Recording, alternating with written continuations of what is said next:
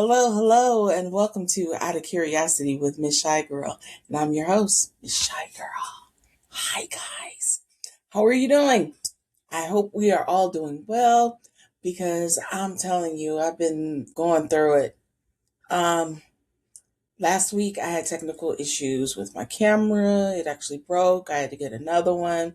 Then I had personal issues going on that then impacted me where I wasn't feeling like the happy person I always want to present to you guys. Not that I'm hiding myself, but I'm just saying that I wanted this content to be about being funny and uplifting and not all the craziness that's going on in this world. Speaking of craziness, I'm having issues with my hair, and so this is what you're getting today. I tried my best to like try and do something with it. It wasn't working out, and so I was like, I'm gonna clip this ish, and we just gonna do what it do. And so that's what I'm doing. What it does. Anyway, so yeah, I'm trying my best to get the stuff to you, and so that's why I'm here today. I'm going to try and shoot several different types of content for you. I wanted to talk about my experience going to a med spa and having treatment done to my face. I also want to talk about some of the things. And so just be on the lookout for a few different videos, okay?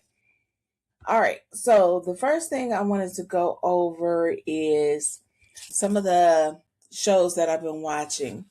Have you guys checked out a documentary? There's a couple of documentaries actually that I think you should check out. And one of them is called The Worst Ex Ever. It's on Netflix. And then the other one is called Maternal Instinct. So, um, man, those shows, I am not victim blaming. I just don't understand. And so I'm going to try not to give you guys spoilers. I really want you to check it out and then come back and tell me what you think about it. But some of the things I felt could have been avoided if people did their due diligence before moving in with people, before, getting serious with people. I just don't understand. I'm in my 50s and I started online dating in my 40s and learned how to do the things so that I could avoid stuff. A simple Google check will give you the basics. I mean, for free, where you don't have to pay for anything. So I just don't understand how these people got into the situations, and they're younger than me. It's not like we're talking about people who are older than me. These people are younger than me, and nobody is using the internet. And I am not even talking about AI, just using the internet and doing a simple Google search. Google was invented in 1998. I started online dating in 2015. In 2015, I knew to use Google to look up people's information. And I just don't understand why people are going through this. A prime example of this would be recently. So let's not talk about the documentaries and everything, but let's talk about a semi celebrity who's going through issues right now. I'm sure some of you guys are familiar with Big Tigger. He was big in the 90s. He was on Rap City. He was a DJ. I think he still is a DJ in the Atlanta area. I'm not familiar with, what he's doing. I just know that he's in Atlanta. He used to date Rudy, or what is her name? Keisha Knight Pulliam. They were together for the longest time. I thought they were going to get married. And so I was kind of sad when they broke up. Maybe he wasn't done sowing his oats, or he wasn't ready to be a family man. And Rudy, or I'm sorry, let me stop calling her Rudy, but Keisha Napoleon, she wound up getting with Ed Hartwell, and then they got married real quick, and then she had a baby, and then while she was pregnant he was trying to divorce her, and now she's out on to her second husband, and it seems like that marriage is doing well. And I believe she had another baby, if not two, with her second husband. And so she seems relatively happy, what they're showing us with the second marriage. And like she was in her maybe late 30s or 40s when she had these children. And it was probably because she was waiting on Tigger, not to be confused with Kylie Jenner's ex and Black China's ex, Tigger, but Big Tigger. Um, she was waiting on him, I guess, to pop the question and settle down, and he just wasn't ready. So then he turns around to settle down in his 50s, and just had a baby. And so, so you guys can see what I'm referring to, let's look at, Instagram. They'll show you all the stuff that's going on with Big Tigger. So, unless you've been under a rock, this has been circulating on social media and on all the major vlog sites and so forth, and including TMZ, where Big Tigger has been arrested now for battery and child cruelty charges following weeks of online drama with his wife. And so we can see what the charges are. So this was the first thing that was posted. This is Tigger's wife, and she put in the caption, "Someone asked my husband why my face happened," and then she added his coworker. Her name is Frances Miker. Long story short, everybody started assuming that he beat her up, and she said something to the extent that she added his coworker because they've been having an affair. So for, I don't know, a week or two, it took both of them. Oh yeah, here it is. What she said. What she said. Um, so it says, "He is my husband, actually, and he asked me to respond to you. Yes, we're getting a divorce over this relationship with Francesca, but it was not your place to tell everyone. However, I do thank you for confirming what I already knew. Can you DM me, please?" I don't know who this is that's saying that, but okay. But like I said, this was part of what was going on. She accused her husband of having an affair with his coworker, Francesca. Everybody started coming out saying that he did. Then the next thing you know, all of this, like I said, it says Big Tigger's wife shares graphic video alleging she was abused, alleges she and husband are divorcing over his relationship with radio co-host. Then it said Big Tigger identified as a suspect in domestic dispute investigation after wife accuses him of abuse. This story isn't actually telling some of all of what was going on. She actually came back like a few days to a week later and said, "I never said my husband did this. Y'all ran with that story." And it's like, lady, what? And so then it came out 2 days later that he's been arrested on battery of child cruelty charges following online drama with his wife. And since then, his mugshot has come out, and he's also come out on his show as well as his coworker. First, his coworker said that she did not participate in an affair with him, and oh, I think this one actually tells you more of the stuff that was going on. Let's see. So this is Big Tigger and his co-host Francesca Amiker. So then that's all the stuff with her. Um, then this is his wife posting. When you hear a rumor about you that's so untrue, you generally don't understand how to defend yourself. What? Okay. So then let's cut on the sound. Last week. I'm playing this I hope you under. accept my apology. Out of respect for everyone involved, I've asked for grace, privacy, and restraint as my family navigates this difficult moment. For more than 30 years, I've had the privilege of serving this in many communities through music, entertainment, and connection. I remain grateful for the trust so many of you have placed in me throughout that journey, and I intend to continue living and leading in that manner. And to all the people who have either quietly or loudly stood up and stood 10 toes for me, I appreciate it. For the people who have reached out to check on me, I appreciate you. Nothing necessary, you know who you are. Jessica. Okay. So I'm playing this video under the copyright disclaimer of fair use, and I'm reviewing it for entertainment purposes only. So Be here this morning, oh, this is where he back at started work. off. Over the past several days, there's been significant public discussion and speculation regarding my personal life.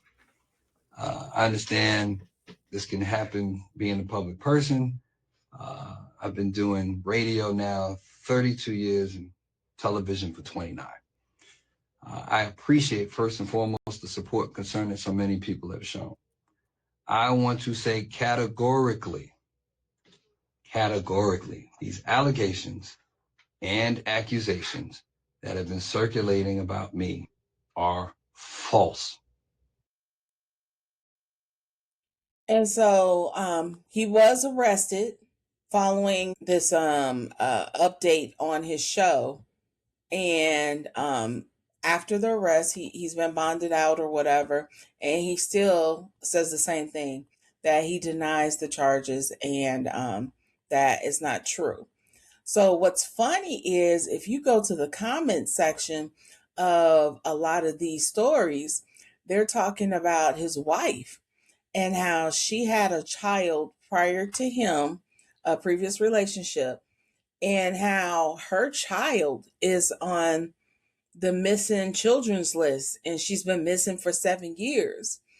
And so a lot of stuff has come out about her past, hence me bringing up this story as far as why people aren't looking into or doing their due diligence before they get into serious relationships and or have children with people that they have not investigated. And so I'm going to show you some of the things that have come out about her. And this is from Jessie Woo. She's another content creator on YouTube.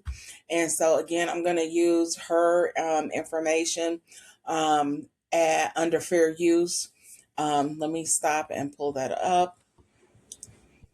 And so you can see the video, and it's just amazing all that happened to his wife prior to him marrying her.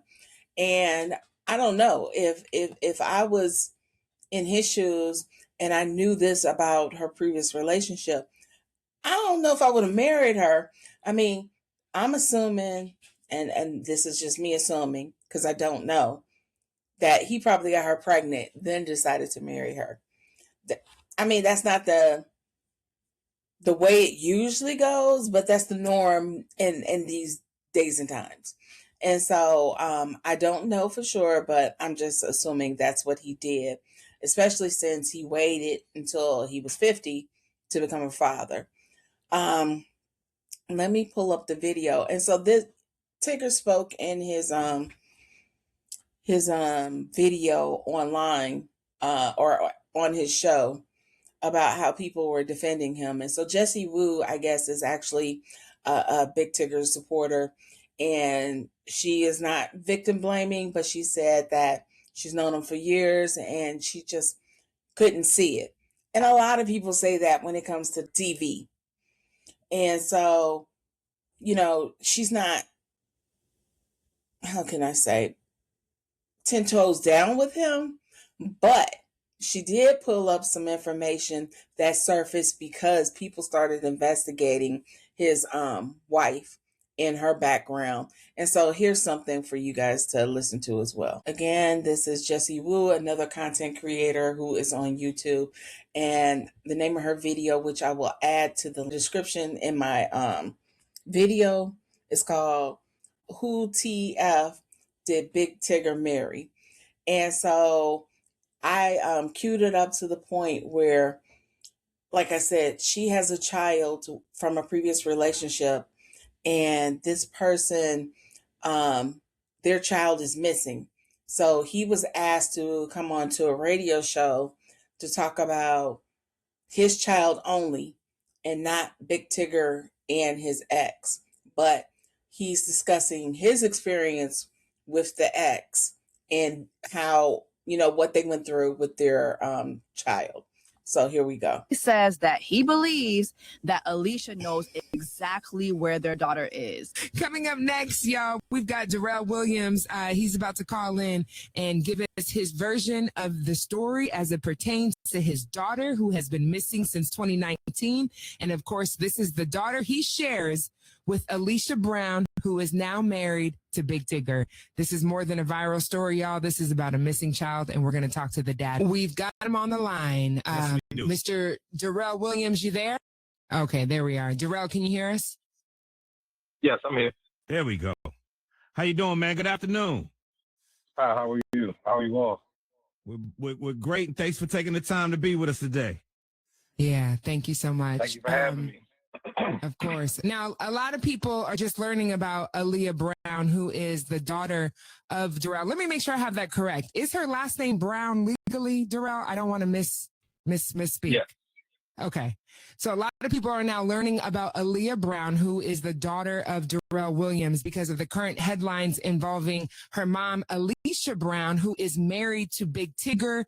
We all know Big Tigger here in the DMV. He currently does a morning show down in Atlanta on V103. But before that headline became a trending topic, there was already a long custody battle, a court record, and a missing child case that has been open since 2019. And I'm speaking about the case that involved 10-year-old at the time, Aaliyah Brown, who disappeared from Reisterstown, Maryland in May of 2019. She's now 17 years old. The National Center for Missing and Exploited Children, they still list her as a missing child. So we've got Darrell Williams on the phone, and we just want to be clear. We're not trying to convict anyone on the radio. It's about hearing from Darrell, who is the father who has spent many years trying to find his daughter and understanding what happened before she disappeared, and also getting clear on what the public needs to know. Obviously, Darrell's story also sheds light on the credibility of Alicia Brown, who has recently accused and made accusations and allegations of domestic violence as it pertains to Big Tigger. So, Darrell has a lot of insight about that, as he was in a relationship with Alicia Brown, Big Tigger's current wife, prior to her even knowing Big Tigger, and before all of the headlines this weekend popped off. So Darrell, thanks for being here. We want to start from the beginning with you, Alicia and Aaliyah. Can you just tell us, how this began? Like, for people who are just hearing your name, who are you? Where are you from? And when did you meet Alicia? My name's Darrell. I'm from Baltimore, born and raised, and I met Alicia in 2009. How our beginning started, we dated for a year. It didn't work out, and in that year, she sent me to jail, which was kind of my primary reason for not having this work out. And from the time that she was pregnant, had the baby, and we both tried to raise her, she did not really want me involved in Aaliyah's life. So it had always been a struggle to be consistently involved in Aaliyah's life without the court's help. What did she send you to jail for that first time? I've always went to jail, ironically, for the same charge, and it was for assault. We got in an argument. We sort of went out one night back in, I don't know, 2013, I believe, or no, I'm sorry, 2009, 2010 maybe. We supposed to have went out, and we got in an argument, so I changed plans. I turned my car around, and I was going to take her back home, and she took the keys out the car, and we almost crashed. When I got the keys back in the car, she started hitting me with everything that was in vicinity of her reach in my car. I used to have like, I used to have a bunch of stuff in my car, so she was just hurling objects. By the time we got to park and the police arrive and everything, they arrest her because they look at my face, they look at all the marks on me, and they arrest her that night. But because she was pregnant, she said she was miscarrying. They took her to the hospital, and then they released her. A day later, I got arrested. I had a warrant for my name saying that I brutally assaulted this woman, and it was completely false. So that pretty much ended our relationship from the jump, because I refuse to be with somebody that will send you to jail. So Right. I just wanted to pause here, guys, because it reminded me of two things. One, the fact that she took the keys out the car is crazy while they were in the middle of driving. It reminds me of Kevin Hart did a stand-up special. I don't remember which one it was because he's done so many, honestly. But he was like, there was one situation where he was dating a woman and she was like, I'll kill his boss. And so it's like crazy that this is a real life example of something like that, as well as another documentary that you guys should check out that is on Netflix, and it's called The Crash.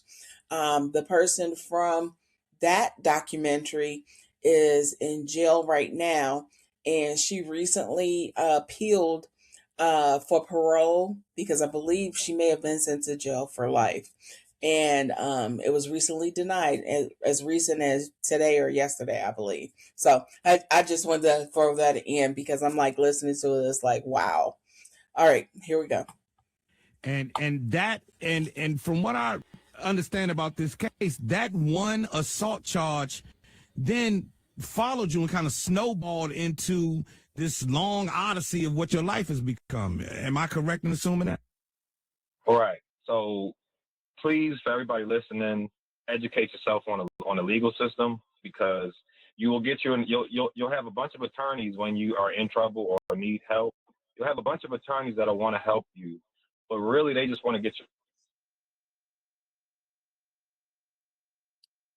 Sounds like his phone, the reception. Darrell, are you still there? Darrell. Darrell. Can you hear me? Yeah, we can hear you now. You said you'll have a bunch of attorneys, but really they'll try to what? Most of the attorneys just want money, and they want you to plead out in the case. And that's pretty much my first ever attorney, because that was the first time I had ever been to court. My first attorney, I took the worst legal advice.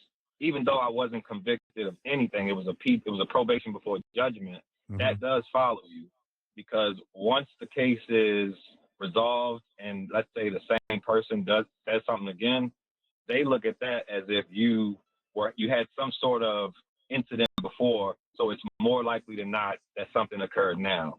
And that's how it was so easy for her to obtain warrants anytime she went to the police and said I did something to her. Now, Darrell, just to be clear, and so the audience has a clearer picture, have you ever put your hands on Alicia Brown at any point? No. I can assure you that Alicia Brown put her hands on me way more times than I had ever done once. Like, I've never hit this woman. Most of the stories she made up was just that, just make believe. And she would come to court like it was true. So that's what I wanted to ask you, because, of course, most of us are first learning about Alicia Brown over the weekend when she also posted a picture on social media with a huge gash above her eye and what appeared to be a black eye. While the caption read, please ask my husband what happened to my face. Have you ever experienced something like that where she, I know you're saying she would accuse, but this is before social media. Like, what did you ever experience anything similar to that? Yes, before the advent of Instagram and all the recent social medias, there was things like AOL Messenger, Instant Messenger. She would send my friends, the people that's on my friends list in the Messenger, messages about me saying that I beat her, she's having twins, or she would do things to fabricate stories to my own friends and then tell them that he has a warrant, so you better go take him to jail or they're going to come pick him up soon. Wow. Listen. And what was it like at this point? Sorry, Joe. What was it like at this point? She's had the baby. There's been legal issues, but now you're co-parenting with her. What was that like just day to day when there wasn't, a bunch of legal drama or you trying to be taken to court or jail? It was full of control.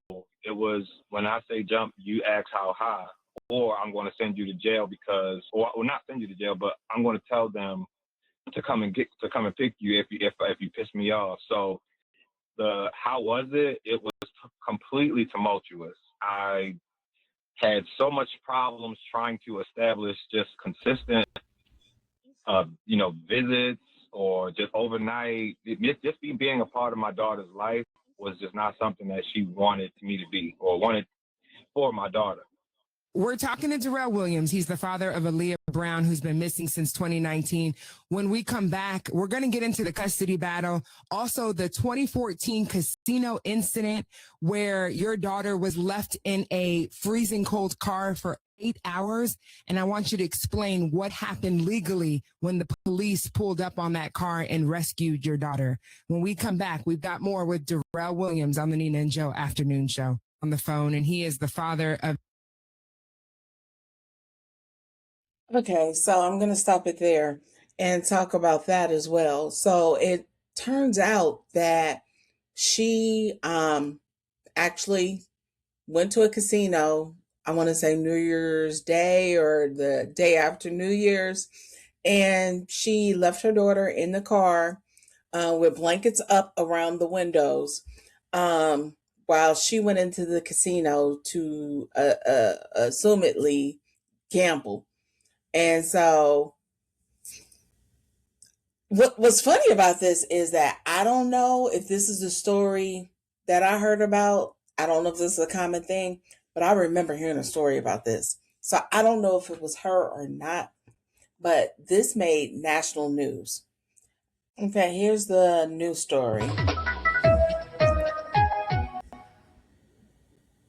You can't even walk inside Maryland Live unless you're 21 years old, just because a casino is no place for a child. Same goes for a casino parking lot on a really cold day with no parents in sight. And that's why Anne Arundel County Police are really fired up after arresting a Baltimore mother last night.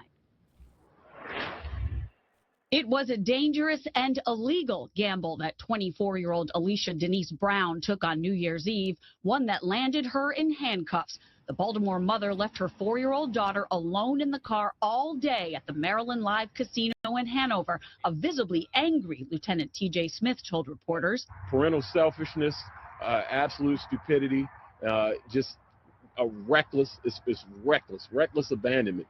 Shocking, appalling, disturbing. You hear something like this, and you can't believe somebody would do it. Lieutenant Smith says there is security video of Ms. Brown inside the casino, adding that the cameras also show after parking on level 4 of the garage, Brown was away from that car for some 8 hours and never went back to check on her daughter. It was a casino security patrol that found her around 6:30 p.m., heard a child screaming, the car windows covered with blankets. I can care less if they had the whole car set up like a daycare center. That child should not be left in a car alone by itself. Lieutenant Smith says the little girl was taken to the hospital to get checked out and is expected to be okay. But her mother is in big trouble with the law. Alicia Brown arrested at the scene and charged with second-degree child abuse and child neglect. Police were really angry, and they say other than being cold and hungry, doctors found the little girl was in good health with no signs of physical child abuse. She was released to relatives, and Child Protective Services is now involved. All right. All right. So that was the story. And so what eventually wound up happening is that the mother lost custody and custody went to the father. But after the whole thing with the custody thing, she accused him of inappropriate touching, and the child was sent to foster care. Long story short, at some point, the child was seen getting into a car that looked like the mother's, and she has been missing ever since for 7 years. And so I just want to know your thoughts. Are we too lax, or have we become too comfortable where we think that we don't need to do some investigation before we're getting involved with people in serious relationships, let alone moving them in our homes? Or are people like me